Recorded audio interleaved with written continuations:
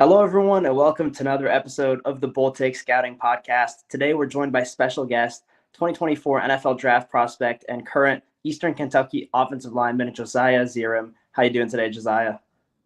I'm doing good. How are you guys doing? Doing We're great. doing well. We'll hop right into this interview.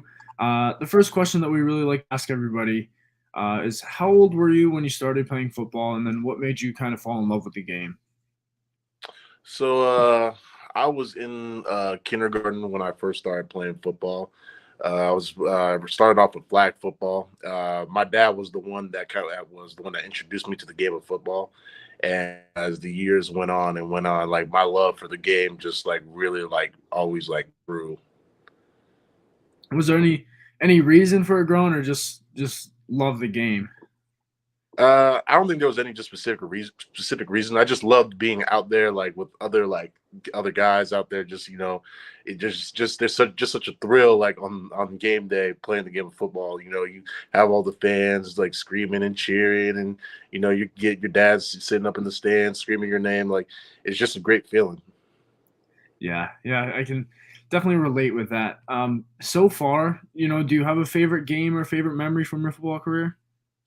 I have a lot of favorite memories. So some from high school, some from college. I'd probably say my favorite football memory was when we played Bowling Green last year, and we beat them in 7 overtimes. It was all over ESPN and Twitter, and it was blowing up everywhere. I'm pretty sure we were on Sports Center top 10. I'd say that was probably one of my most favorite football memories.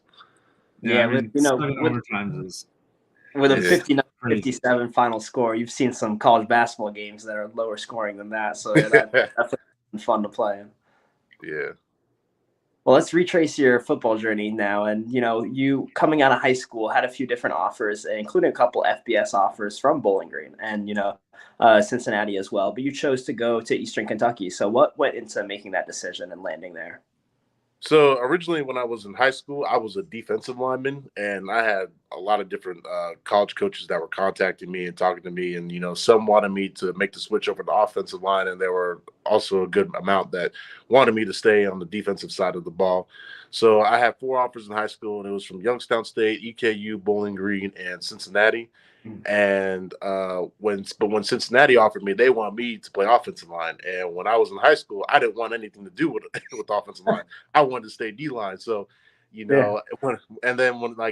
took a visit to EKU, and I met the old coaching staff under Mark Elder, and I really felt like it was a real family atmosphere when I met those guys. So that's one of the main reasons I chose to come to EKU.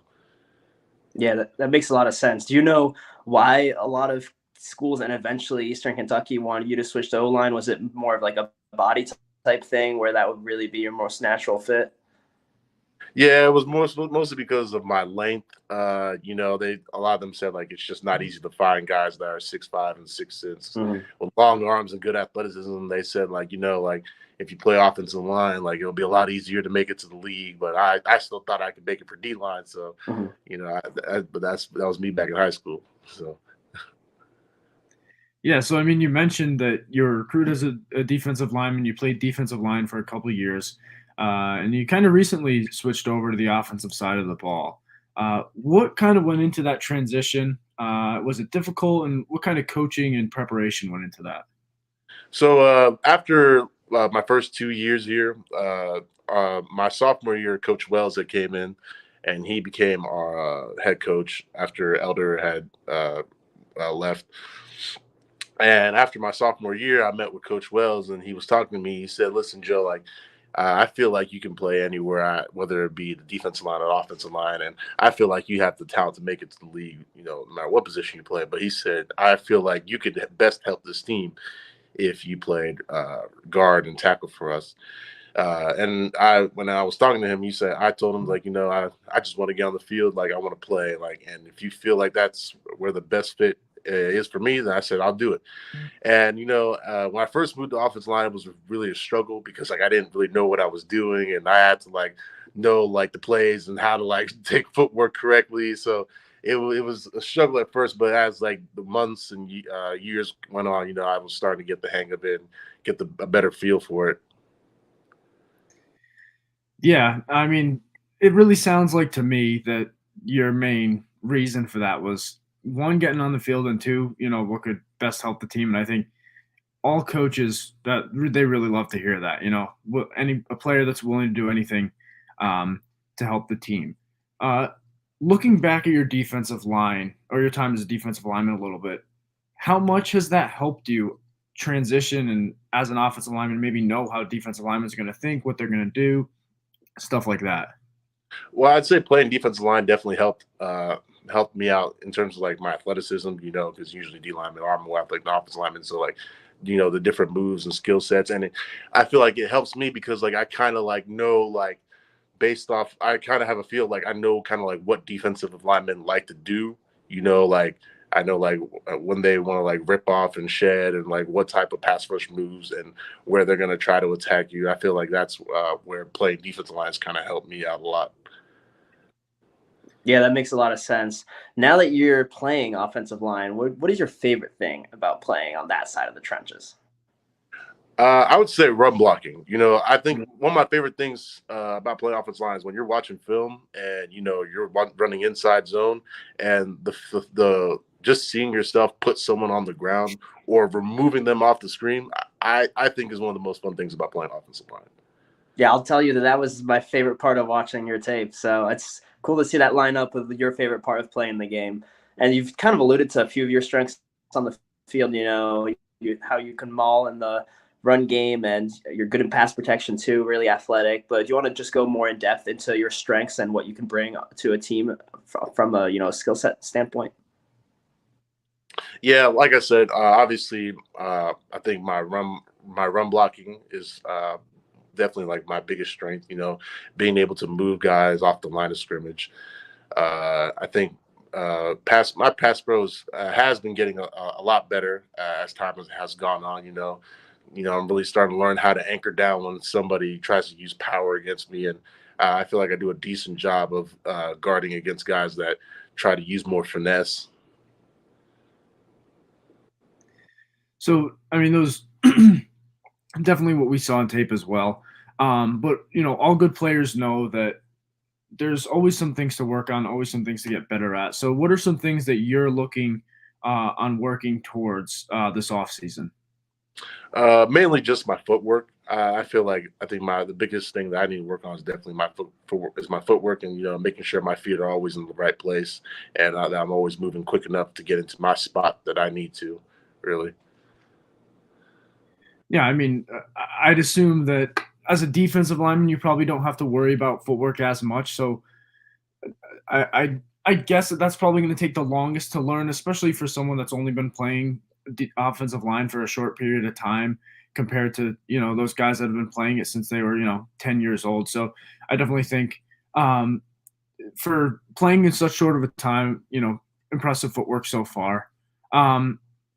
Your name is gaining some steam in some NFL draft circles.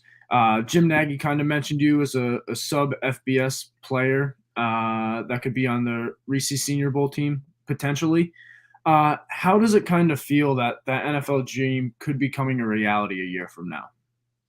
There are times I definitely take time to think about it, and I always think to myself because I remember like when I was like in high school, and I used to sit at the lunch table with some of my boys, and we used to talk about like, man, like could you imagine like being called on like draft night or like playing in the league and like because I grew up a big fan of watching like football, college football, and pro football. Just like how awesome like it is watching like guys play on Sunday nights or Sunday afternoons and now and you see all the guys go through the draft process. You watch the draft and the Senior Bowls and the combine and all these guys from so many different schools and like to finally like you're now in that like process and certainly it's just an amazing feeling.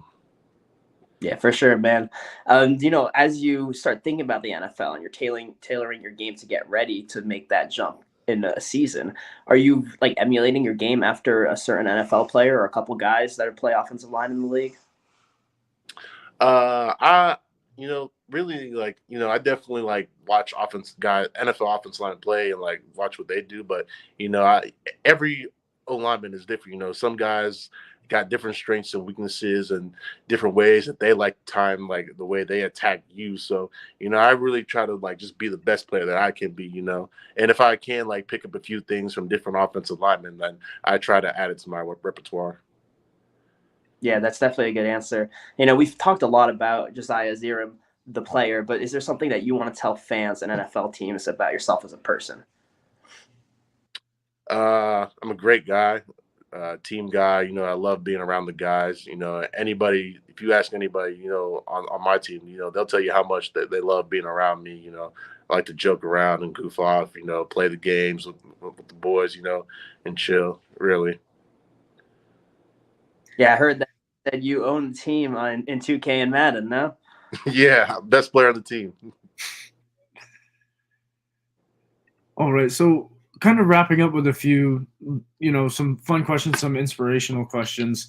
Question we really love to ask everybody is, who is the best player that you've played against so far in college? Maybe a couple, or maybe if you want to give a teammate a shout out as well. Well, I'd say someone that is really underrated, that's played on my team, that I feel like didn't get a lot of love that I think should have, was this dude named Quentin Floyd. He was one of our defensive tackles. Yeah, he was like, when I used to go against him in practice when I was playing guard, like he was so hard because of how fast and how twitchy he was, like especially on the run. And he didn't just always try to just like shock and shed you. He would like swim over you and like get a tackle for a loss. And that was someone I think was really like underappreciated. But I would say the best player in game that I went against was Carl Brooks from Bowling Green. He just got drafted in the 6th round to the Green Bay Packers, and that was it was last season, second game of the season. Like he was really strong, and he was really and he had a motor, and he just didn't stop. And, he was a really, really tough guy to go against. I'd say that was definitely the best player that I went against last year. Yeah, those are some real solid answers. And to end off, we like to leave off on an inspirational note. And, could you give our audience the best piece of advice that you've received from anyone along your football journey, be it a coach, a teammate, a parent, or really anyone else? I'd say the best piece of advice that I've gotten is from my dad. And, he's always told me that, just to keep my head down and always just keep working and stay focused on the task at hand. Because he told me like a lot of things in life that you want to accomplish, most of the battle is always just staying focused and not getting derailed. Because, when you get derailed, you're never able to achieve what you want to achieve. So always, him always making sure to tell me like to just stay focused on what I want, I think is the best piece of advice. Yeah, I mean, that sounds like great advice for, anyone, not whether it's sports, just in life in general. I think if you have a goal, something to achieve, you really got to put your head down and work and not really let all that outside noise really, get in your head and distract you from your ultimate goal. Thank you, Josiah, for coming on. We really appreciate it. These interviews are always a lot of fun. Good luck with the rest of your off-season training, this upcoming season. And then, we look forward to hearing your name down the line throughout the NFL draft process. So once again, thank you for coming on. Appreciate you guys having me. Of course. Thank you. Thanks, everyone, for watching and listening. We'll be back hopefully with some more interviews soon.